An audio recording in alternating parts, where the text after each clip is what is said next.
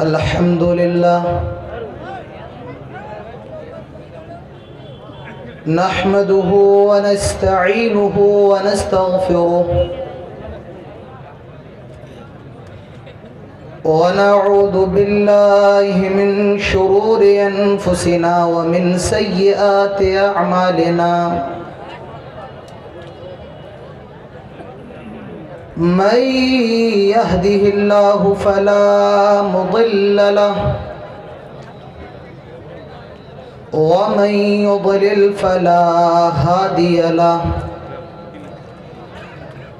وأشهد أن لا إله إلا الله وحده لا شريك له وأشهد أن محمدًا عبده ورسوله أما بعد فإن خير الحديث كتاب الله وخير الهدي هدي محمد صلى الله عليه وسلم وشر الأمور محدثاتها وكل محدثة بدعة وكل بدعة ضلالة وكل ضلالة في النار. قال الله تبارك وتعالى في كلامه المجيد والفرقان الحميد: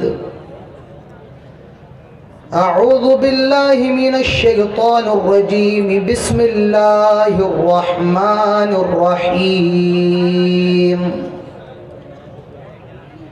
وما أصابكم من مصيبة فبما كسبت أيديكم ويعفو عن كثير. رب اشرح لي صدري ويسر لي أمري واحلل عقدة من لساني يفقه قولي. رب زدني علما. اللهم رب زدنی علما. آمین. اس پروگرام کی صدارت فرما رہے صدر اجلاس، اس پروگرام کی نظامت سنبھالے ہوئے فضیلت الشیخ معین الحق فیاضی صاحب، اسٹیج پر موجود قابل عزت اور احترام معزز علماء کرام، جھارکھنڈ کے مختلف علاقوں سے تشریف فرما سامعین حضرات، بزرگان قوم و ملت، ہم عمر نوجوان دوستوں، پردہ نشین پیاری ماؤں اور بہنوں اور پیارے بچوں،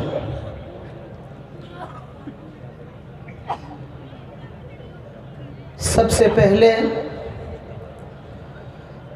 تمام قسم کی تعریف و توصیف، کبریائی اور بڑائی، عزت و بزرگی صرف اور صرف اللہ رب العالمین کے لیے لائق اور زیبا ہے، جو احکم الحاکمین رب العالمین مالک یوم الدین ہے اور جو علی کل شیء قدیر ہے۔ بعدہ درود و سلام ہو تمام نبیوں پر، تمام رسولوں پر بالعموم، اور بالخصوص ہمارے اور آپ کے محبوب نبی، آخری نبی، شفیع المومنین، سید الاولین والآخرین، امام المرسلین، جناب محمد الرسول اللہ صلی اللہ علیہ وسلم پر اللہم صلی وسلم وبارک علیہ۔ جامعہ سلفیہ قمر الہدا، نور الہدا وکلیہ خدیجہ بنت خویلد للبنات کے زیر اہتمام ہونے والے اس اجلاس عام میں دوسری مرتبہ آنے کا موقع ملا۔ پچھلے سال کے مقابلے اس سال پروگرام کو اور بڑھایا گیا، پنڈال میں اور وسعت کی گئی، اور لوگوں کا ہجوم میری نظروں کے سامنے، اتنی بڑی تعداد موجود ہے۔ اللہ سے دعا کر لیتے ہیں کہ الہ العالمین جو بھی اس پروگرام کے اندر حاضر ہوں، اللہ تو ہم سب کی حاضری کو قبول فرما لے۔ اس پروگرام کے جو منعقدین ہیں، اللہ ان کی کوششوں کو، ان کی کاوشوں کو قبول فرما لے، اور ہم سب کو تمام باتوں پر عمل کرنے کی توفیق نصیب فرما۔ آمین۔ مجھے جس موضوع پر 40 منٹ آپ کے سامنے بولنا ہے، وہ موضوع بہت اہم ہے، اور وہ ہے زوال امت کے اسباب اور علاج۔ میں آپ کے سامنے قرآن کی ایک آیت پڑھنا چاہتا ہوں۔ سورہ شورى کی آیت نمبر 30 کی تلاوت میں آپ کے سامنے کرنا چاہتا ہوں کہ امت پر زوال کیوں آ رہا ہے۔ قرآن اٹھائیے، اللہ تعالیٰ فرماتا ہے وَمَا أَصَابَكُم مِّن مُّصِيبَةٍ فَبِمَا كَسَبَتْ أَيْدِيكُمْ وَيَعْفُو عَن كَثِيرٍ۔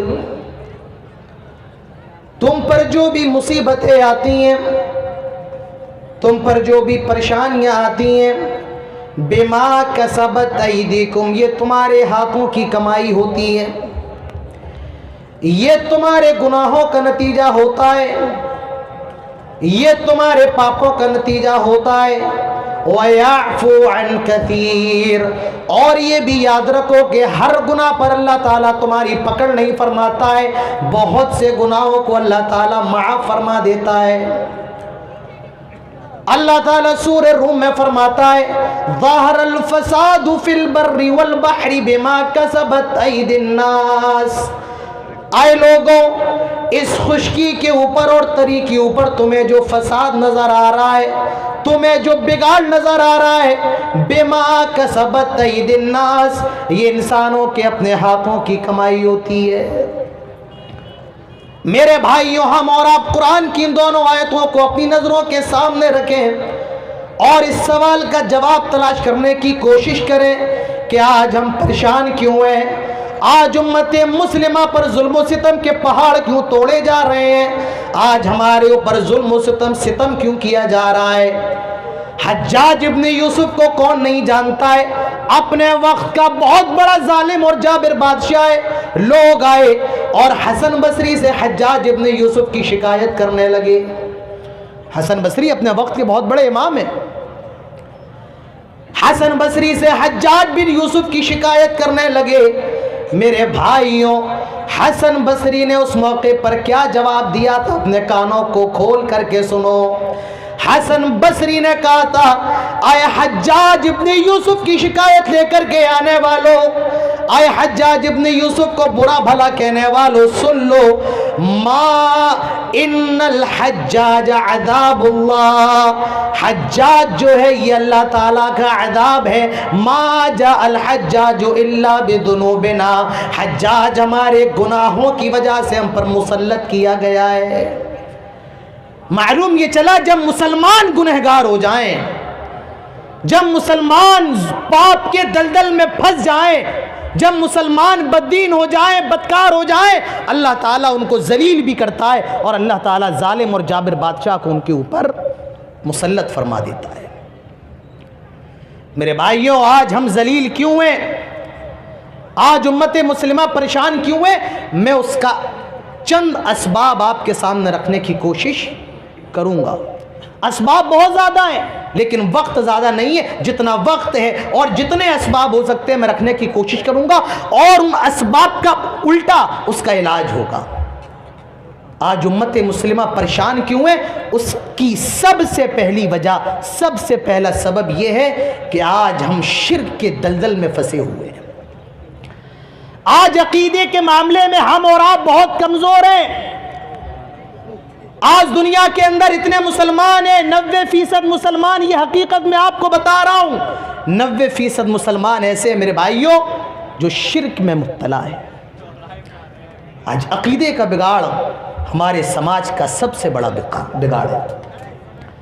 حضرت لقمان اپنے بیٹے کو نصیحت کر رہے ہیں، کیا کہہ رہے ہیں؟ یا بنی لا تشرک باللہ ان الشرک لظلم عظیم، آئے میرے بیٹے اللہ کے ساتھ شرک نہ کرنا، کیونکہ شرک سب سے بڑا گناہ ہے، شرک سب سے بڑا ظلم ہے۔ اللہ تعالیٰ فرماتا ہے ان اللہ لا یغفر ان یشرک بہ ویغفر ما دون ذلک لمن یشاء، اللہ تعالیٰ تمہاری نمازوں کو معاف کر سکتا ہے، تم نے اگر رمضان کے روزے نہیں رکھے اللہ تعالیٰ اس کو بھی معاف کر سکتا ہے، تمہارے بہت سے گناہوں کو معاف کر سکتا ہے، لیکن خبردار خبردار اگر دنیا میں شرک کر کے گئے ہو اور تم نے توبہ نہیں کی ہے تو یاد رکھو میرے بھائیوں اللہ تعالیٰ معاف نہیں کرے گا۔ تو معلوم یہ چلا شرک سب سے بڑا گناہ ہے۔ آج حالات دیکھ لیں، ہر آدمی شرک میں مبتلا ہے۔ میرے بھائیوں اپنے عقیدوں کی اصلاح کرو، اور صرف اپنے عقیدوں کی اصلاح نہ کرو، اپنے بچوں کے عقیدوں کی اصلاح کرو۔ شام میں آتے ہو اپنے بچوں کے ساتھ کھانا کھاتے ہو، اپنے بچوں کے ساتھ بیٹھتے ہو، ہنستے ہو، بولتے ہو، مسکراتے ہو، اپنے بچوں کو توحید کا بھی سبق دے دیا کرو۔ آئے میرے بیٹے کتنی بھی بڑی پریشانی ہو، کتنا بھی بڑا مسئلہ ہو، کتنی بھی بڑی آفت ہو، لیکن اللہ کے ساتھ کبھی شرک نہ کرنا، اپنی پیشانی کو اللہ کے علاوہ، اللہ کی بارگاہ کے علاوہ کہیں نہ جھکانا، کسی مندر کے سامنے اپنے ماتھے کو نہ جھکانا، کسی قبر کے سامنے سجدہ نہ کرنا، اپنے بچوں کے عقیدوں کو مضبوط کرو۔ آئے میرے بیٹے دنیا میں کتنی بھی بڑی بیماری ہو خبردار تعویذ نہ پہننا، یہ شرک ہے، ہاتھ میں دھاگا نہ باندھنا۔ اللہ کے نبی فرماتے ہیں من علق تمیمتا فقد اشرک، جس نے کوئی دھاگا لٹکایا اس نے شرک کیا۔ میرے بھائیوں اپنے بچوں کے عقیدوں کو مضبوط کرو، ان کے عقیدوں کی اصلاح کرو، انہیں بتاؤ آئے میرے بیٹے رزق دینے والا، کھلانے والا، پلانے والا کون؟ اللہ۔ بیماری سے شفا دینے والا کون؟ اللہ۔ ڈوبتی کشتی کو پار لگانے والا کون؟ اللہ۔ زندگی دینے والا کون؟ اللہ۔ موت دینے والا کون؟ اللہ۔ جو کوئی نہ کر پائے وہ کرنے والا کون؟ اللہ۔ میرے بھائیوں اپنے بچوں کے عقیدوں کو مضبوط کرو اور اپنے عقیدوں کو بھی مضبوط کرو۔ ہم اور آپ نماز پڑھتے ہیں، نماز کے اندر سورہ فاتحہ بھی پڑھتے ہیں، بیچ میں ایک آیت ہے بڑی پیاری ہے، میں کہتا ہوں اللہ نے انگوٹھی کے اندر نگینے کو لگا دیا ہو، بالکل بیچ میں ہے، 3 آیتیں پہلے 3 آیتیں بعد میں، بالکل بیچ میں یہ آیت ہے ایاک نعبد و ایاک نستعین، آئے اللہ عبادت تیری ہی کرتے ہیں اور مدد تجھ سے ہی مانگتے ہیں۔ اگر اس کا یہ ترجمہ کر دیا جائے آئے اللہ عبادت تیری کرتے ہیں مدد تجھ سے مانگتے ہیں، یہ غلط ہو جائے گا، اور اگر یہ ترجمہ کر دیا جائے آئے اللہ عبادت تیری بھی کرتے ہیں اور مدد تجھ سے بھی مانگتے ہیں، یہی شرک ہوتا ہے۔ توحید اور شرک کا سب سے بڑا جھگڑا کیا ہوتا ہے پتہ ہے آپ کو؟ توحید اور شرک کا سب سے بڑا جھگڑا ہوتا ہے ہی اور بھی کا۔ کس کا؟ ہی اور بھی۔ اللہ کی ہی عبادت ہے یہ توحید ہے، اور اللہ کی بھی عبادت ہے یہ شرک ہے۔ جی ہاں، اللہ کے علاوہ جو کسی اور کو شریک کرے یہ شرک ہے، اور جو اللہ کو نہ مانے وہ کیا ہے؟ کون بتائے گا؟ جو سرے سے اللہ کو ہی نہیں مانتا ہے وہ الہاد ہے۔ وہ کیا ہے؟ وہ الہاد ہے۔ شرک کیا ہے؟ اللہ کے ساتھ غیر اللہ کو شریک کرنا۔ ہم اور آپ جب حج کرنے جاتے ہیں تلبیہ پکارتے ہیں، لبیک اللہم لبیک، آئے اللہ ہم حاضر ہیں، تیرا کوئی شریک نہیں ہے، ہم حاضر ہیں۔ جب کفار مکہ خانہ کعبہ کا طواف کرتے تھے تو وہ بھی ایک تلبیہ پکارتے تھے، اور ان کا تلبیہ بھی اسی سے ملتا جلتا ہوتا تھا، آئے اللہ ہم حاضر ہیں، تیرا کوئی شریک نہیں ہے، لیکن ہاں کچھ شریک ایسے ہیں جن کا بھی تو مالک ہے۔ وہ اللہ کے ساتھ ساتھ غیر اللہ کو بھی شریک کرتے تھے۔ میرے بھائیوں یہی شرک ہے۔ آج دنیا کے اندر جو مسلمان پریشان ہے اس کی سب سے بڑی وجہ یہ ہے آج شرک جیسے بڑے گناہ ہمارے اندر پایا جاتا ہے، آج شرک سے جیسا بڑا ظلم ہمارے اندر موجود ہے۔ مسلمان پریشان کیوں ہیں؟ زوال امت کا پہلا سبب آج شرک ہمارے اندر ہے، عقیدے مضبوط نہیں ہے۔ دوسرا سبب، میرے بھائیوں میرا وقت بہت مختصر ہے، اسی لیے میں جلدی جلدی اپنے جو شکے میں آپ کے سامنے بیان کر رہا ہوں اس کو بہت مفصل انداز میں تو نہیں لیکن سرسری طور پر اس پر نگاہ ڈالتے ہوئے میں چلا جا رہا ہوں۔ زوال امت کا دوسرا سبب، آج عمل کے میدان میں ہم بہت پیچھے ہیں۔ آج ہماری مسجدوں میں آ جاؤ آپ کو نمازی نظر نہیں آئیں گے۔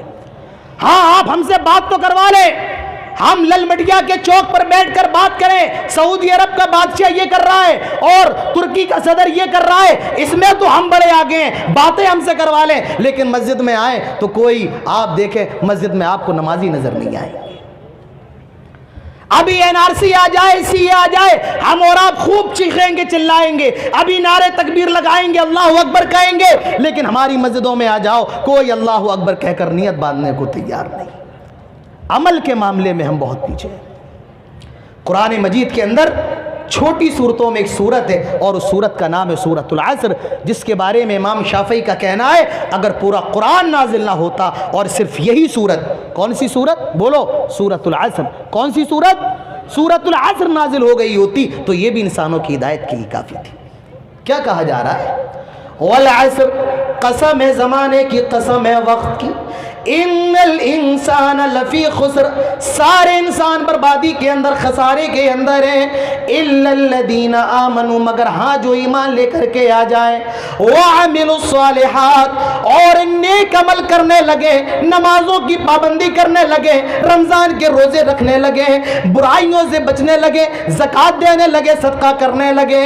میرے بھائیو اللہ نے ایمان کے بعد فوراً عمل کا ذکر فرمایا ہے۔ میرے پیارے بھائیوں آج ہماری زب و حالی اور بدحالی کی دوسری وجہ یہ ہے آج عمل کے میدان میں ہم بہت زیادہ پیچھے ہیں، اور سب سے بڑا مسئلہ جو یہ ہماری مسجدیں ویران پڑی ہوئی ہیں۔ ہماری مسجدیں بہت خوبصورت ہیں، اس میں ٹائلز بھی لگے ہوئے ہیں، اس میں پتھر بھی لگے ہوئے ہیں۔ آپ میں جو بزرگ ہیں وہ جانتے ہیں آج سے 30 سال پہلے، 40 سال پہلے ہماری مسجدوں کے اندر موٹر نہیں ہوا کرتا تھا، نل نہیں ہوا کرتا تھا، کنویں سے پانی کھینچنا پڑتا تھا اور بڑی مشقت کرنے کے بعد وضو بنایا جاتا تھا، پھر نماز ادا کی جاتی تھی۔ آج میرے بھائیوں مسجدوں میں موٹر بھی لگائے، سمر بھی لگائے، ساری چیزیں، لیکن اگر کچھ نہیں ہے تو وہ نمازی نہیں ہے۔ شاعر کہتا ہے مسجد تو بنا دی شب بھر میں ایمان کی حرارت والوں نے، دل اپنا پرانا پاپی ہے برسوں میں نمازی بن نہ سکا۔ آج ہماری مسجدیں شاندار تو بہت ہیں لیکن ہماری مسجدیں جاندار نہیں ہیں۔ فجر میں آ جاؤ نمازی نظر نہیں آ رہے ہیں، کہاں سے رات کے 2-2 بجے، رات کے 3-3 بجے یوٹیوب چلانے میں بزی ہیں، فیس بک میں وقت گزاری کر رہے ہیں، شب گزاری کر رہے ہیں، زور تک سو رہے ہیں، عصر میں دوستوں کے ساتھ چائے کے ہوٹلوں پر بیٹھے ہیں، مغرب میں تماشا کر رہے ہیں، اور رات میں عشاء کے وقت پھر موبائل میں بزی ہو گئے، نماز پڑھنے کی توفیق نہیں ہے۔ میرے بھائیوں نمازی کہاں چلے جاتے ہیں؟ جمعہ کا دن آ جانے دو، آ جانے دو، مسجدیں بھر جاتی ہیں، لوگ مسجدوں کے باہر مصلی بچھا کر نماز پڑھتے ہیں۔ کبھی دلی چلے جاؤ، بمبئی چلے جاؤ، روڈ بھر جاتا ہے، لوگ پارکوں میں نماز پڑھ رہے ہیں، کمپنیوں کی چھتوں پر نماز پڑھ رہے ہیں۔ میں حیران ہوں اتنے مسلمان کہاں سے آ جاتے ہیں؟ جمعے کا دن آتا ہے مسلمان آپ کو بہت نظر آتے ہیں، لیکن جمعے کی نماز کے بعد نہ جانے یہ کون سی فلائٹ میں سوار ہو جاتے ہیں جو جمعے کے دن پھر ان کو آ کر کے چھوڑ دیتی ہے، نہ جانے زمین کھا جاتی ہے، آسمان نکل جاتا ہے۔ میرے بھائیوں عمل کے معاملے میں کوتاہی ہے، آج عمل کے معاملے میں پیچھے ہیں، اور شکوہ یہ کر رہے ہیں اللہ تعالیٰ اپنی نصرت اور اپنی مدد نازل کیوں نہیں کرتا ہے؟ میرے بھائیوں زوال امت کا دوسرا سبب یہ ہے آج بدعمال ہے، عمل کا معاملہ ہمارا بہت خراب ہے۔ زوال امت کا تیسرا سبب، لکھتے رہو، نوٹ کرتے رہو، قلم کاغذ لائے ہو لکھ لو، موبائل میں ریکارڈ کر لو، ذہنوں میں بسا لو، آج ہم مسلمان نہیں ہیں۔ یہ اپنے گھر لے کر کے جاؤ، نیما کلا کے جلسے میں آئے ہو، بیٹھ گئے، بازار ٹہل لیے اور چلے گئے، کوئی مطلب نہیں ہوا آنے کا، یہاں آئے ہو تو کچھ لے کر کے جاؤ۔ تیسرا سبب میرے بھائیوں آج ہم مسلمان نہیں ہیں۔ آپ کہیں گے مسلمان؟ ہاں، ہم گوشت کھانے کے مسلمان تو ہو سکتے ہیں، ہم اور آپ ہمارے نام مسلمانوں کے نام پر ہو سکتے ہیں، لیکن حقیقی معنی میں ہم مسلمان نہیں ہیں۔ اسلام کے اندر آ جاؤ۔ حضرت عمر فاروق کہا کرتے تھے، کیا نحن قوم اعزنا اللہ بالاسلام، ہم دنیا کے اندر سب سے زیادہ ذلیل قوم تھے، ہمیں لوگ سب سے زیادہ گرا ہوا سمجھتے تھے، اعزنا اللہ بالاسلام، اسلام کے ذریعے اللہ نے ہمیں عزت سے نوازا ہے۔ حضرت عمر فرماتے ہیں، جو آدمی اسلام کے علاوہ کہیں اور سے عزت حاصل کرنے کی کوشش کرے گا، اللہ تعالیٰ اس کو ذلیل کر دے گا، اللہ تعالیٰ اس کو رسوا کر دے گا، اللہ تعالیٰ اس کو برباد کر دے گا۔ میرے بھائیوں غور کرو، کیا آج ہم مسلمان ہیں؟ کیا آج ہم اسلام کے ماننے والے ہیں؟ اسلام تو مطالبہ کر رہا ہے، ادخلوا فی السلم کافہ، پورے کے پورے اسلام میں داخل ہو جاؤ۔ تؤمنون ببعض وتکفرون ببعض، جس میں جو اچھا لگا اس کو مان لیا اور جو اچھا نہ لگا اس کو چھوڑ دیا۔ شادیوں میں دیکھ لو کہ اسلام نظر آ رہا ہے، ہمارے گھروں میں چلے آؤ کہ اسلام نظر آ رہا ہے۔ نہیں نہیں میرے بھائیوں، یہ اسلام نہیں ہے، اور آپ حقیقی معنی میں مسلمان نہیں ہیں۔ اسلام کی طرف لوٹاؤ، مسلمان بن جاؤ۔ آج مسلمانوں کا کیا حال ہے؟ آج یہ بیچارہ ہولی کھیل رہا ہے، جی ہاں بھی ہولی گئی ہے، جن کا تہوار ہے وہ کھیلیں، ان سے کوئی اعتراض نہیں ہے، لیکن آج مسلمان ہولی کھیل رہا ہے، اللہ اور اس کے رسول کو ماننے والا ہولی کھیل رہا ہے۔ دیوالی آئے تو یہ پٹاخے بھی پھوڑ رہا ہے، میری کرسمس بھی کہہ رہا ہے، ہیپی کرسمس بھی کہہ رہا ہے۔ یہ آج مسلمانوں کا حال ہے۔ آپ نے دیکھا ہوگا ہولی پر کتنے لوگ اسٹیٹس لگا کر کے ہولی کی مبارکباد دے رہے ہیں۔ میں مسلمانوں کی بات کر رہا ہوں۔ اور دیکھیے ہیپی برتھ ڈے منایا جا رہا ہے، سالگرہ منائی جا رہی ہے، کیک کاٹا جا رہا ہے۔ پہلے یہ آفت صرف شہروں کے اندر تھی، اب گاؤں کے اندر بھی جنم لے چکی ہے۔ میں اس بحث میں نہیں پڑھ رہا ہوں کہ برتھ ڈے منانا حلال ہے یا حرام ہے۔ میرے بھائیوں، میں آپ سے بس یہ کہہ رہا ہوں، اللہ کے رسول کی زندگی میں ان کی کئی سالگرہ آئیں، اللہ کے رسول کے بچوں کی سالگرہ اللہ کے رسول کی زندگی میں آئیں۔ نہ آپ صلی اللہ علیہ وسلم سے یہ عمل ثابت ہے، نہ صحابہ سے ثابت ہے، نہ تابعین سے، نہ تبع تابعین سے، نہ اسلاف امت سے، نہ ائمہ سے، کسی سے یہ عمل ثابت نہیں ہے۔ میرے بھائیوں، وہ دین کے معاملے میں ہم سے زیادہ محتاط تھے، وہ دین کو ہم سے زیادہ سمجھنے والے تھے۔ آج حقیقی معنی میں ہمارے اندر اسلام نہیں ہے۔ میرے بھائیوں، اسلام کے اندر آ جاؤ، پورے کے پورے صبغۃ اللہ ومن احسن من اللہ صبغہ، اللہ کے رنگ میں رنگ جاؤ، اور اللہ کے رنگ سے بہتر کس کا رنگ ہے؟ اللہ کے رنگ سے بہتر کون سا رنگ ہے؟ تو تیسری وجہ، تیسری ہے یہ، تیسری وجہ کیا ہے؟ آج ہم مسلمان نہیں ہیں، اسلام کی طرف آنا ہوگا۔ زوال امت کی چوتھی وجہ، چوتھا سبب میرے بھائیوں، آج ہم اور آپ دنیا کے پیچھے بھاگ رہے ہیں۔ دنیا صبح ہو رہی ہے، دنیا شام ہو رہی ہے، دنیا، یہ دنیا کیا ہے؟ قرآن اٹھاؤ، اللہ تعالیٰ فرماتا ہے کل نفس ذائقۃ الموت وانما توفون اجورکم یوم القیامہ فمن زحزح عن النار وادخل الجنة فقد فاز وما الحیاۃ الدنیا الا متاع الغرور۔ ہر نفس کو موت کا مزہ چکھنا ہے، اور پھر قیامت کے میدان میں تم سب کو جمع کیا جائے گا تاکہ تمہارے اعمال کا بدلہ دے دیا جائے۔ فمن زحزح عن النار، جو جہنم سے بچا لیا جائے، وادخل الجنہ، اور جنت میں داخل کر دیا جائے، فقد فاز، یہی کامیابی ہے۔ وما الحیات الدنیا الا متاع الغرور۔ آئے نیما کے لوگوں، آئے گوڈا کے لوگوں، یہ تمہارے گھر، یہ تمہارے محل، یہ تمہارے بنگلے، یہ تمہاری گاڑی، یہ تمہارا بینک بیلنس، یہ تمہارے کاروبار، یہ سب کیا ہے؟ وما الحیات الدنیا الا متاع الغرور۔ یہ مکھی کا پر ہے، یہ پانی کا بلبلا ہے، یہ مکڑی کا جالا ہے، یہ دھوکہ ہے، فریب ہے، فراڈ ہے۔ وما الحیات الدنیا الا متاع الغرور۔ کس دنیا کے پیچھے بھاگ رہے ہو؟ یہ دنیا کیا ہے؟ حدیث کے اندر آتا ہے اللہ کے پیارے نبی جناب محمد الرسول اللہ صلی اللہ علیہ وسلم ایک راستے سے گزر رہے ہیں، ایک بکری کا مرا ہوا بچہ امام کائنات کو نظر آیا، نبی اکرم رک جاتے ہیں، سارے صحابہ رک جاتے ہیں، اللہ کے نبی اس بکری کا جو مرا ہوا بچہ ہے، جس کے جسم سے بدبو پھوٹ رہی ہے، جو سڑا ہوا ہے، گلا ہوا ہے، اللہ کے نبی اس کا کان پکڑتے ہیں اور اپنے صحابہ سے کہتے ہیں آئے میرے صحابہ، کون ہے جو یہ بکری کا مرا ہوا بچہ مجھ سے 1 درہم میں خریدے گا؟ ارے آپ خرید لیں گے 1 روپے میں؟ اگر آپ کی نظروں کے سامنے کوئی مرا ہوا بکرا یا بکری کاٹ دے اور آپ سے کہے کہ آپ 1 روپے میں خرید لیں، میرے بھائیو ایمان سے بتاؤ آپ خرید لیں گے؟ آپ کہیں گے مولانا صاحب 1 روپے تو دور کی بات ہے، اگر آپ فری میں دیں گے تب بھی ہم لینے کے لیے تیار نہیں ہوں گے، فری میں بھی لینے کے لیے بولو تیار نہیں ہوں گے۔ صحابہ کہتے 1 درہم فری میں بھی نہیں لیں گے۔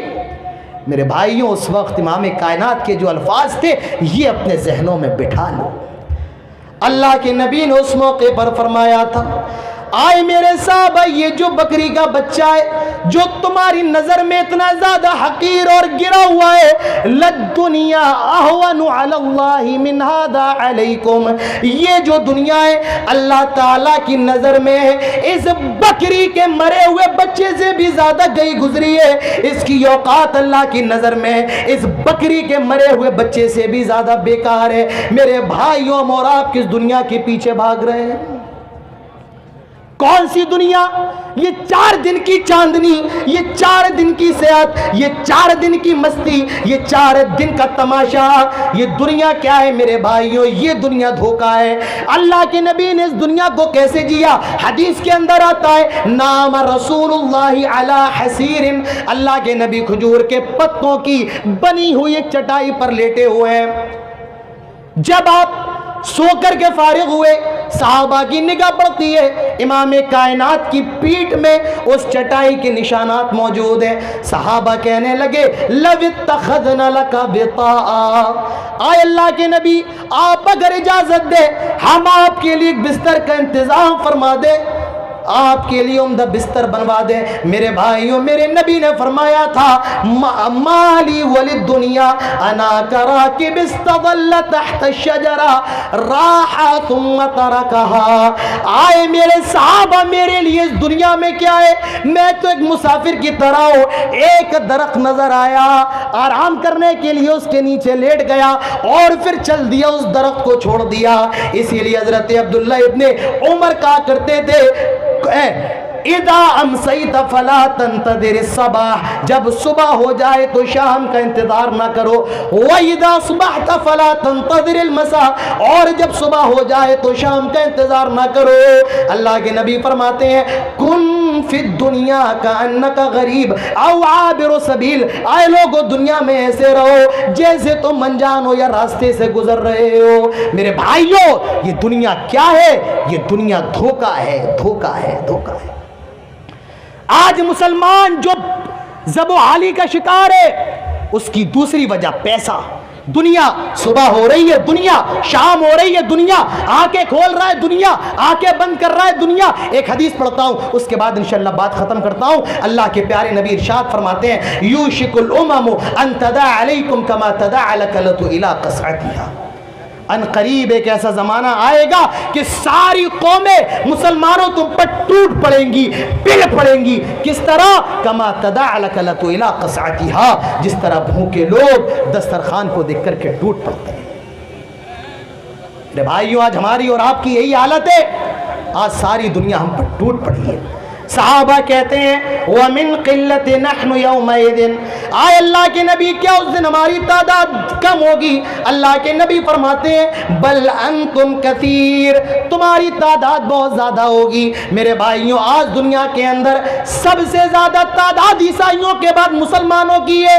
آج ہمارے پاس تقریباً 60 ممالک ہیں، پیسے کی کمی نہیں ہے، وسائل کی کمی نہیں ہے، میرے بھائیوں ہمارے پاس کسی بھی چیز کی کمی نہیں ہے، لیکن اوقات کیا ہے؟ اللہ کے نبی فرماتے ہیں وَلَكِنَّكُمْ غُثَاءٌ كَغُثَاءِ السَّيْلِ، سمندر کے پانی کے اوپر جھاگ ہوتا ہے، اسی جھاگ کی طرح تم ہوگے، اور اللہ تعالیٰ تمہارے دلوں کے اندر وہن ڈال دے گا۔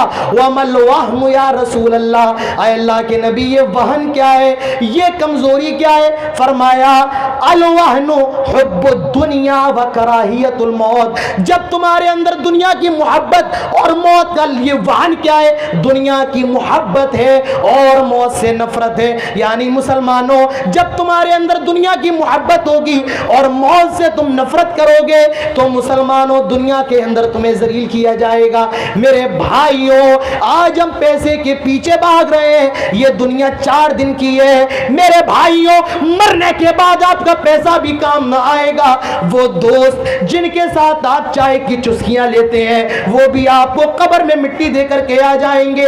آپ کی اولاد بھی 4 گھنٹے سے زیادہ آپ کی لاش کو گھر میں رکھنا گوارا نہیں کرے گی، آپ کی بیوی بھی 4 دن روئے گی، خاموش ہو جائے گی۔ میرے بھائیوں اگر مرنے کے بعد کچھ کام آنے والا ہے تو وہ آپ کی نیکیاں ہیں، وہ آپ کا نیک عمل ہے۔ آج دنیا کے اندر مسلمان پریشان کیوں ہیں؟ چوتھی وجہ یہ ہے میرے بھائیوں دنیا کے دلدادہ ہو گئے ہیں، دنیا کی محبت میں شرابور ہو چکے ہیں۔ اور 5ویں وجہ انشاءاللہ اس کے بعد بات ختم کرتے ہیں۔ آج میرے بھائیوں مسلمان، آج ہمارے اخلاق کو دیکھ لیا جائے میرے بھائیوں، آج دنیا کے اندر مسلمانوں کے اخلاق سب سے زیادہ خراب۔ ارے وہ کیا ہے؟ ایک ایسا وہ چیز ہے وہ اڑ رہی ہے، سارے لوگ اسی میں دیکھ رہے ہیں۔ میرے بھائیوں مجلسوں میں بیٹھنے کا طریقہ سیکھو۔ آج ہمارے اور آپ کے اخلاق بہت خراب ہے۔ زبان پر گالی، جب چاہا جس کو چاہا جہاں چاہا گالی دے دی، جس کی بہن کی عزت کو چاہا نیلام کر دیا، جس کی بیٹی کی عزت کو چاہا اچھال دیا۔ میرے بھائیوں ہم اس نبی کے ماننے والے ہیں جس کے بارے میں اللہ تعالیٰ فرماتا ہے وَإِنَّكَ لَعَلَىٰ خُلُقٍ عَظِيمٍ، نبی اکرم کے اخلاق اس کائنات کے اندر سب سے عظیم ہے۔ آج اس نبی کے ماننے والوں کے اخلاق اس کائنات کے اندر سب سے خراب، آج سب سے بد اخلاق مسلمان۔ نہیں میرے بھائیوں اپنے اخلاق کو اچھا کرو۔ ایک واقعہ میں آپ کو سناتا ہوں اور انشاءاللہ اس کے بعد بات ختم کرتا ہوں۔ اپنے اخلاق اچھے کرو۔